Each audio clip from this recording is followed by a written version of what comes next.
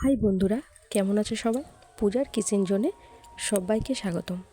আজকের এই রেসিপিটা সম্পূর্ণ নিরামিষ রেসিপি। এটা আমার শাশুড়ি মায়ের কাছ থেকে শেখা।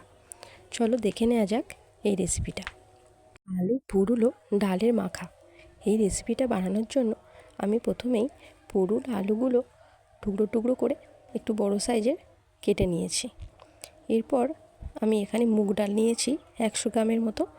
মুগ ডালগুলোকে আমি ধুয়ে আগে থেকে ভিজিয়ে রেখেছিলাম। আর নিয়েছি শুকনো লঙ্কা, 5 ফোড়ন ও জিরে, আর সামান্য একটু আদা বাটা। এবার কড়াইতে তেল দিয়ে তেলটা গরম হয়ে ফোড়নগুলো দিয়ে দেব। অল্প একটু নেড়ে ছেড়ে কেটে রাখা পুরুলো আলুগুলো দিয়ে দেব। এবারে ভালো মতো একটু নেড়ে নেব। তারপর ধুয়ে রাখা ডালগুলো দিয়ে দেব। এরপর আরও কিছুক্ষণ ভালো করে নেড়ে ছেড়ে ঢাকনা দিয়ে রান্নাটা করতে হবে। বেশ কিছুক্ষণ নেড়ে নেব, আবারও ঢাকনা দিয়ে রাখবো। এরপর একটু সামান্য হলুদ, লঙ্কা, নুন দিয়ে ভালো করে কষিয়ে নেব। তারপর দিয়ে দেব সামান্য পরিমাণে জল। এরপর ঢাকনা দিয়ে কিছুক্ষণ হতে দেব। ঢাকনা সরিয়ে অল্প সামান্য চিনি দিয়ে দেব।